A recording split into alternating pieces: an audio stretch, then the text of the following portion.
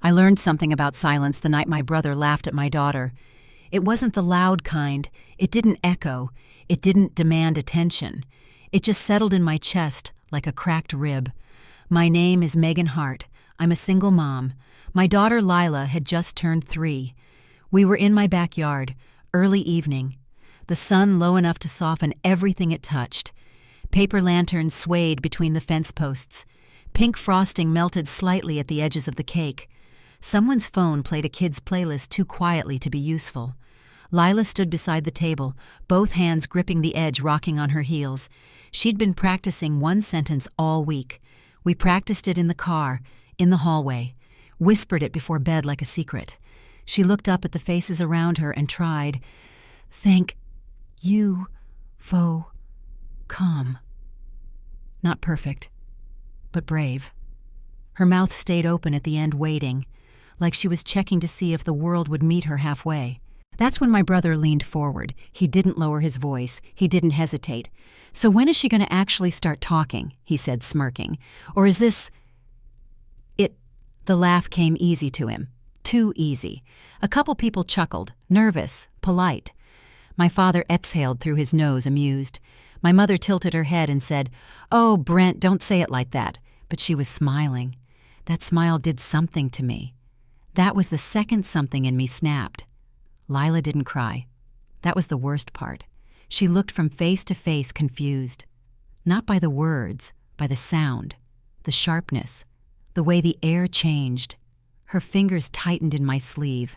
I felt the fabric bunch in her fist. I said nothing at first. Then I stood. "All right," I said calmly. "That's enough. Party's over." The music kept playing for a second too long. Someone laughed, thinking I was joking. "I'm serious," I said. "Please leave." My brother rolled his eyes. "Jesus, Megan, it was a joke." My mother added, "You're being sensitive." My father shrugged. "Kids don't understand this stuff. You're projecting." Gaslighting always comes dressed as reason. One by one they gathered their things. Wrapping paper rustled, plates clinked, shoes scraped the concrete. Nobody apologized. When the gate clicked shut behind the last guest, the yard went quiet. Too quiet. Just the hum of cicadas and the faint hiss of the grill cooling down. Inside the kitchen, lights were harsh. The cake sat untouched. 3 candles burned down crooked wax, pooling like tears no one wiped away. Lila stood in the doorway, still holding her stuffed rabbit by one ear. She didn't ask why everyone left. She didn't ask what she did wrong. She just went very still. If you've ever had family treat you like you don't matter, like your pain is inconvenient, like your child is collateral, you already know this feeling. And if you're tired of swallowing it, of being told to let it go, you might want to stay with me. Hit like, subscribe. Not because this is entertaining, but because some stories need witnesses. I carried Lila upstairs. Her body was limp against mine, not asleep, just empty, like she'd powered down to protect herself. In her room, the nightlight cast soft stars across the ceiling. I sat on the edge of the bed and rocked her the way I did when words were hard. "You did so good," I whispered. "You were so brave." She didn't answer. Usually after big days, she babbled, pointed, tried new sounds. Tonight, nothing. That silence cut deeper than the laugh ever did. I stayed longer than usual, read her favorite book twice, sang the lullaby she always requested by tapping her fingers together. Her grip loosened eventually, her breathing evened out. When I closed her door, the house felt hollow. Downstairs, the dishwasher hummed. A balloon drifted low, bumping softly against the ceiling with each current of air. I stood in the kitchen, hands flat on the counter, and stared at my phone. There was a moment, just one, where I considered texting my mother, explaining, appealing, asking her to understand. Then I remembered her smile. I walked to my office instead. It's a small room at the end of the hall. No windows, just shelves, files, a desk lamp that buzzes faintly when it's on. I sat down and opened my laptop. The screen lit up my face in the dark. There was a folder I hadn't touched in months. I kept it out of habit. Insurance, I told myself, for emergencies. I clicked it. A spreadsheet filled the screen. Neat rows, dates, amounts, Years of quiet help. I stared at the numbers, and something settled in me. Not anger, not rage, clarity. They laughed at my daughter. They laughed at the reason I built everything I had. They laughed while standing on it. I heard my brother's voice again. It was a joke. No, it was a test. And they failed. I didn't cry. I didn't shake. I just closed the door behind me and reached for the mouse. The first click sounded louder than it should have.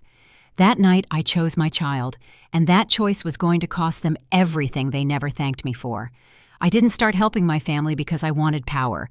I started because that's what you do when you're the reliable one, the quiet one, the one who fixes things before they break. After Lila's evaluation, my world narrowed to a single hallway in a pediatric clinic. Beige walls, a ticking clock, a therapist explaining expressive delay in a voice so gentle it felt like glass. I nodded, asked questions, took notes. Then I went home and cried on the kitchen floor after Lila fell asleep. Not because she was delayed, because I realized how many kids like her were slipping through cracks no one bothered to seal. Therapy was expensive, scheduling was chaos. Parents were overwhelmed, tools were outdated, progress tracking was guesswork. So I did what I always did when something mattered. I built a solution. At night, after dishes were done and the house went still, I opened my laptop. I sketched interfaces on scrap paper, recorded demo videos in my living room, cold emailed therapists who never wrote back. Then one did, then two. Then a clinic asked if they could pilot it. I called the platform Bright Words, not because it was clever, because I needed to believe words could get brighter. It started small. Games that rewarded attempts, not perfection. Video sessions parents could replay. Progress charts that didn't shame kids for plateaus. It grew because it worked. Districts signed contracts, hospitals followed, grants came in. Then acquisition talks. I said no, twice. The third time I listened. The buyout wasn't flashy. No headlines, no champagne photos. Just a wire transfer that landed quietly in my account on a Tuesday afternoon while I was making grilled cheese. I didn't move, didn't upgrade, didn't post a single thing. I kept driving my 10-year-old sedan, kept my modest house, kept my mouth shut. My family assumed I was managing. They liked that version of me, the struggling single mom, the dependable daughter, the sister who never said no.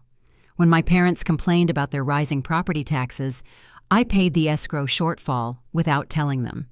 When my mother insisted her specialist was non-negotiable, I set up direct billing and covered the gap. When my father bought an RV he couldn't afford and joked about figuring it out later, I figured it out for him. Every summer, when group chats exploded with vacation ideas, I quietly funded the difference between nice and unrealistic. And when my brother Brent and his wife panicked over their mortgage after rates shifted, I added an automatic principal payment through a shell account so their monthly stayed comfortable. They thought they were lucky. Luck loves being mistaken for effort. I never corrected them. I told myself it was temporary. That family helped family, that appreciation would come later. But appreciation never comes to people who don't demand it. The night of the party, sitting in my office with that spreadsheet glowing back at me, I saw it clearly for the first time. They didn't see me as generous. They saw me as endless, and endless things get used until they break. I moved through the accounts slowly, methodically, no dramatic gestures, no announcements, just decisions. The property tax assistance paused. The medical billing bridge terminated. The RV payment buffer removed. The vacation fund closed. The mortgage principal transfer canceled. Each action required confirmation. Each confirmation felt final. I expected guilt. What I felt instead was relief, like setting down a weight you didn't realize you'd been carrying with one arm for years. I shut the laptop and sat in the dark for a minute, listening to the faint whir of Lila's sound machine down the hall. Tomorrow would be loud. Tonight was peaceful. Morning came early. Lila padded into the kitchen, dragging her rabbit hair sticking up in soft defiance. She climbed into her chair and pointed at the counter. "Banana," she said, clear and confident. I smiled and sliced it thin. The phone on the counter started vibrating. Once. Then again. Brent. I let it ring. I poured milk, set the bowl down, helped Lila grip her spoon. The phone vibrated again, and again. I flipped it face down. Mama Lila said, tapping the table, "More." I gave her more. By the time I picked up, there were 9 missed calls and 3 voicemails. I answered on the 10th ring. "What did you do?" Brent said, breathless. "No. Hello?" No pause. I glanced at Lila yogurt smeared on her cheek, focused on her spoon like the world made sense. "I made breakfast," I said. "Don't do this," he snapped. "The extra payment didn't go through. The bank flagged it. We built our budget around that." I stayed quiet. "Megan," he said, softer now, "did you change something?" "Yes." Silence stretched. "You can't just pull something like that without warning," he said. "This affects our entire plan." I wiped Lila's hands with a napkin. "Slow, careful. You shouldn't have built a plan around money you didn't earn," I said. His voice rose. "What are you talking about?" "That payment," I said. "It was coming from me." Another silence. He inhaled sharply. He laughed, disbelieving. "Come on. For years," I said. The laugh died. "That doesn't make sense," he said. "We thought it was Dad, some investment thing." "I know. You let us think that, yes." He swore under his breath. "Then turn it back on." "No." The word landed heavy. "You're serious," he said. "You're going to mess with our house over one stupid comment." I looked at Lila. She was humming softly now, lining her banana slices into a careful row. "It wasn't one comment," I said. "It was a choice." He tried a new angle. "She's 3. She won't even remember." "She already does," I said. He scoffed. "This is petty. This is boundaries." He cursed again. "We can't absorb this hit, Megan. Rates are insane. You're putting us at risk. You were always at risk," I said. "You just didn't know it." He went quiet. Then he said, "You've changed." "No," I said. "You just finally see me." In the background, I heard his wife asking questions, panic creeping in. He covered the phone, came back breathing hard. "Please," he said, "at least give us time. Phase it out." I didn't hesitate. "No." He exhaled like he'd been punched. "This feels like revenge," he said. "It's consequences." He hung up without saying goodbye. The phone rang again before I could set it down. "Dad." I let it go to voicemail. Lila finished her breakfast and looked up at me. "All done," she said. 2 words. Clear. Proud. I lifted her out of the chair and held her close. Down the hall, the phone kept ringing. For the first time in years, I didn't feel responsible for answering. The phone didn't stop ringing. It never does when people realize the floor they've been standing on wasn't theirs. I carried Lila into the living room and set her down with her blocks. She stacked them carefully, tongue pressed to the corner of her mouth in concentration. I watched her hands more than I watched my phone. Dad called again, then Mom, then a number I didn't recognize. I let them all go. The dishwasher clicked off behind me, the house settled. Morning light crept across the rug, catching dust in the air like tiny floating witnesses. When I finally picked up, it wasn't because I felt guilty. It was because I was done pretending. I put the phone on speaker. "What the hell is going on?" my father demanded. No greeting, no warmth. I told Brent, I said evenly, "I'm done. Done with what my mother cut in, already breathless." "He says you stopped something with the house. Is that true?" "Yes." "This is insane," Dad snapped. "You don't do this to family." I glanced at Lila. She knocked her tower over and laughed. A clean, sharp sound. Unbothered. "I've been doing things for family for years," I said, quietly. Mom gasped softly. "What does that mean?" "It means the help you think came from luck," I said, "came from me." Silence. Then my father laughed, a short, disbelieving bark. "Don't be dramatic." "I paid the property tax gap," I said. "I covered the specialist fees. I kept the RV from getting repossessed. I funded every vacation you called a miracle deal." Mom inhaled sharply. "That's not possible." "It is," I said, "and it stopped last night." Her voice trembled. "How long?" "Long enough." Dad's tone changed. Slower now. "Careful. Why would you keep that from us? Because you don't treat wallets with respect." I didn't say it. "I wanted to be your daughter," I said, "not your solution." Mom started crying, the quiet kind, the kind meant to pull you back in. "We didn't know," she whispered. "If we'd known you knew enough," I said. "You laughed," Dad cut in. That was a misunderstanding. Brent made a stupid joke. You laughed too, I said. Another pause. This is extreme, he said. You're punishing everyone over hurt feelings. I looked down at Lila. She held up a blue block. Blue, she said, proud. I felt something in my chest loosen. You don't get to call it hurt feelings, I said, when it was my child. Mom sniffed. We love her. Love doesn't sound like that, I said. Dad's patience snapped. Fine. Apologies all around. Now turn it back on. No, he raised his voice. You can't just drop support without warning. I can, I said, because it was never owed. You're jeopardizing your brother's family, Mom cried.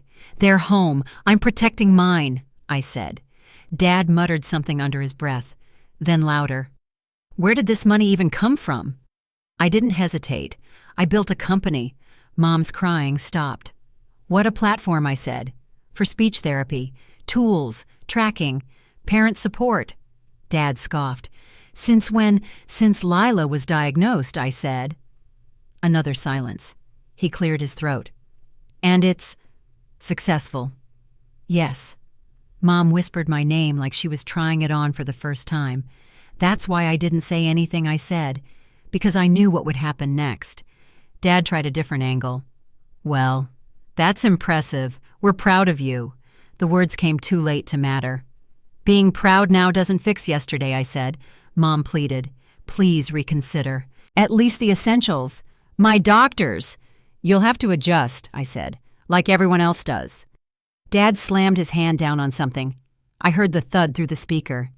This is stubborn, he said. Family sticks together. Family doesn't mock a child and call it humor, I said. You're tearing this family apart. Mom sobbed. No, I said. I'm stepping out of the part that was tearing me apart. I ended the call. My hands were steady when I set the phone down. It rang again almost immediately. I didn't answer. Lila crawled into my lap, pressed her forehead to my chest. She smelled like bananas and soap. Music, she asked. I nodded and turned it on low. Something soft, wordless. We swayed together in the living room while the phone buzzed itself tired on the counter. By noon, the messages started coming in. From Brent, from my parents, from cousins who hadn't spoken to me in years but suddenly felt entitled to opinions. You're going too far. Think about the stress you're causing. This isn't how adults handle conflict. Not one asked how Lila was doing. I muted the thread. Around 1, my sister Allison called. I almost didn't pick up, but I knew this one would be different. I answered. What are you doing? She said immediately. Her voice was clipped, controlled, the way she spoke to colleagues. I'm setting boundaries, I said. She laughed. This isn't boundaries. This is sabotage. Is it? I asked. Yes, she said. Do you have any idea how this looks? I closed my eyes. There it is, I said. Don't do that, she snapped. You're blowing up the family's stability. The family was stable because I was paying for it. I said. That's not the point, she said. People talk. Mom and Dad losing their lifestyle. Brent scrambling. It reflects on all of us. On you, I corrected. She exhaled sharply. I have relationships tied to that image. Clients. Events. This mess pulls me in. You smiled at the party, I said. I was being polite. While my child stood there, I said, all kids go through phases, she said. You're making this bigger than it needs to be. That's what everyone says, I replied, when they're not the ones being cut. She went quiet for a beat, then colder. If you don't fix this, she said, don't expect me to be around. I looked at Lila. She was dancing now, hopping clumsily to the music, laughing at herself. I already have the family I need, I said. She scoffed. You'll regret this. I regret not doing it sooner, I said. She hung up. The house felt lighter after that, like a storm had finally passed through instead of circling endlessly. That afternoon I took Lila outside. We sat on the porch and watched cars go by. She pointed out colors, named them carefully. Red, white, blue. Each word landed like a small victory. Inside, my phone stayed silent for almost an hour. When it buzzed again, I didn't rush to check it. For the first time, I wasn't waiting for their approval. I was done holding together a family that only noticed me when the money stopped. The silence didn't last. It never does when consequences start landing. By late afternoon, the first cracks showed up where they always do: bank alerts, missed auto payments, polite emails that carry sharp edges. I didn't see them. I was at the park with Lila. She pushed her shoes against the swing's rubber seat, laughing every time she went higher than she expected. I counted softly. Not for her, for me. 1, 2, 3. The phone vibrated in my pocket like an insect trapped under glass. I ignored it. On the drive home, I stopped for groceries. Nothing fancy. Chicken, rice, apples. Lila named everything as I placed it in the cart, her voice steady, confident. A woman passed us in the aisle and smiled. "She's chatty," she said. I smiled back. "Yes," I said. "She is." By the time we got home, there were 14 missed calls and more messages than I bothered to count. I fed Lila dinner, bathed her read 2 books. She corrected me when I skipped a word on purpose. Again, she said, "You missed it." I laughed. Real laughter. The kind that doesn't ask permission. After she fell asleep, I finally checked the phone. Brent had left 5 voicemails. The first was angry, the second confused, the third desperate. The fourth was quiet. "Megan," he said, voice low, brittle. "They sent a notice. We have 30 days to adjust or refinance. Holly's freaking out. She hasn't slept. This isn't funny anymore. The 5th was worse. She's pregnant," he said, again. "We didn't tell anyone yet. Stress like this isn't good. You need to think about that." I sat on the edge of the bed, phone cold in my hand. They always find a new lever when the old ones stop working. I didn't call him back. Instead, I opened my laptop again. Not the spreadsheet. Something else. A separate account. One I'd set aside years ago for later. I'd always imagined later would be a vacation. Or college. Or a rainy day I couldn't predict. I rerouted it. Applications, grant templates, clinic partnerships. If my money was going to move, it was going to move forward. The next morning, my mother showed up at my door. She didn't knock.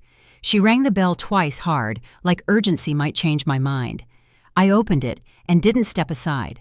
Her eyes went straight past me, scanning the house like she expected to see something different. "You didn't answer," she said. "I was asleep," I replied. She swallowed. "We need to talk." "We already did." She stepped closer. "Please." I looked back at the hallway, at Lila's door. Closed. Quiet. I stepped outside and pulled the door shut behind me. The morning air was sharp, cold enough to wake you up without kindness. "This is hurting everyone," she said. "Your father barely slept." Brent is beside himself. "You should have stopped him," I said. She frowned. "Stopped who?" "Your son," I said. "At the party?" Her mouth tightened. "We didn't think I know," I said. "That's the problem." She reached for my arm. I stepped back. "Don't," I said. Tears welled. Real ones this time. Or maybe just better timed. "I don't recognize you," she whispered. I met her eyes. "You never tried." She shook her head. "We made mistakes. Families do." "Patterns aren't mistakes," I said. She wiped her cheeks. "So that's it. You're cutting us off." "I stopped paying," I corrected. "That's all." She stared at me like I'd changed languages. "We raised you better than this. You raised me to survive," I said. And I did. She left without another word. 2 days later, my father emailed, not called. Emailed. Subject line, "Let's be rational." He wrote about market conditions, interest rates, family unity, the importance of compromise. He attached a budget proposal, a phased reinstatement plan. He ended with, "Think about how this affects everyone." I replied with one sentence, "I already did." That afternoon, a realtor's sign went up on Brent's lawn. I didn't drive by. I didn't need to. Mutual acquaintances started reaching out, carefully, casually, "Heard things are tense. Hope everything's okay. Your parents seem stressed." I stopped responding. The group chat went quiet, then disappeared altogether. Weeks passed. The noise faded into distance, not because they accepted it, but because there was nothing left to pull. Life adjusted. My parents switched doctors, sold the RV, stopped traveling. Brent took on extra consulting work, late nights, weekends. I heard all of this secondhand, through people who couldn't help themselves. I never asked. At home, things changed too, in small ways, the good kind. Lila started initiating play at the park, approached other kids without looking back for reassurance. She stumbled over words, sometimes grew frustrated, but she didn't retreat anymore. She tried again. We hosted a small get-together one afternoon, 3 families from her therapy group.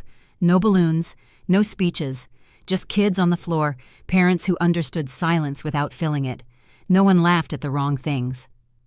On Lila's 4th birthday, there were no messages from my family, no card, no call. I noticed. Of course I did. But it didn't break me.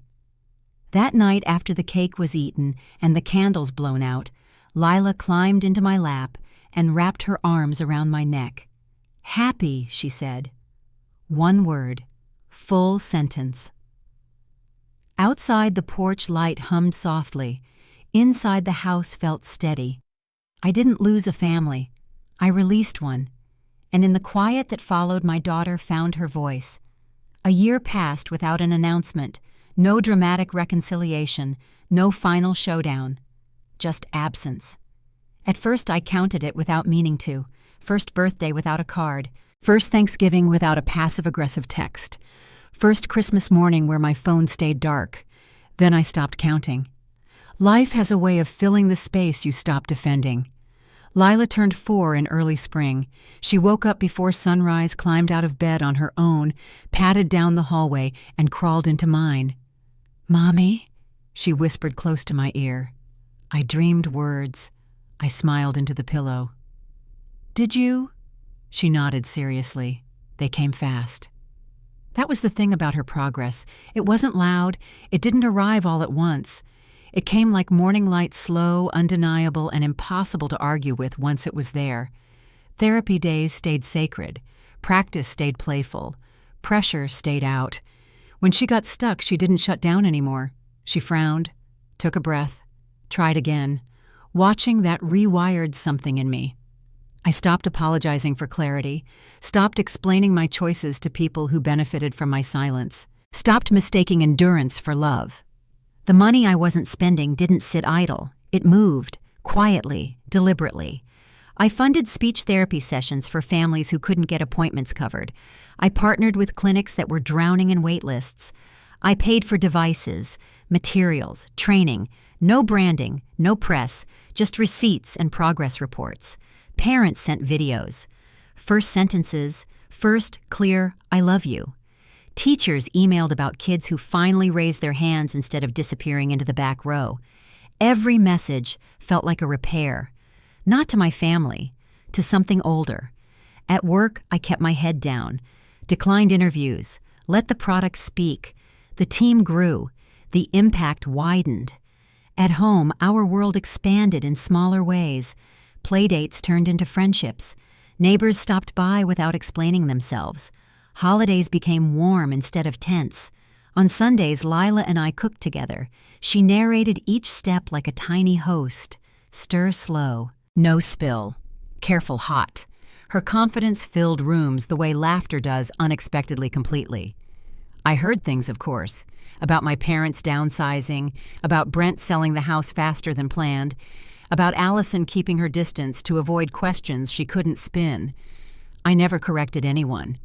Truth doesn't need help once it's loose. One afternoon, almost exactly a year after the party, my phone rang with a number I hadn't seen in months. I stared at it. Then I turned the phone face down and kept pushing Lila on the swing, higher, then higher. She laughed so hard she lost her grip, and I caught her easily, instinctively, like I always had. She pressed her forehead to mine, breathless. "Again," she said. I nodded. Again. That night, after she fell asleep, I sat on the porch with a cup of tea. The air was warm. Fireflies blinked on and off like punctuation marks in the dark. I thought about the version of myself who would have taken that call, who would have listened, explained, compromised, who would have believed love meant absorbing damage quietly. I didn't miss her. There's a strange peace that comes when you accept that some people will never understand the cost of what they took for granted, and that you don't owe them comprehension. Lila padded out in her pajamas, dragging her blanket behind her. "Outside," she said. I lifted her into my lap and wrapped the blanket around us both. She pointed into the dark. "Lights." "Fireflies," I corrected gently. "Fireflies," she repeated, careful with each syllable. I kissed her hair. She leaned back against my chest and sighed, heavy and content. "Love you, Big," she said. 3 words. Clean, strong. I closed my eyes. I didn't win. I didn't get revenge. I didn't teach anyone a lesson they asked to learn. I chose my child. I chose quiet. I chose boundaries without speeches. I chose to stop funding disrespect and start funding futures.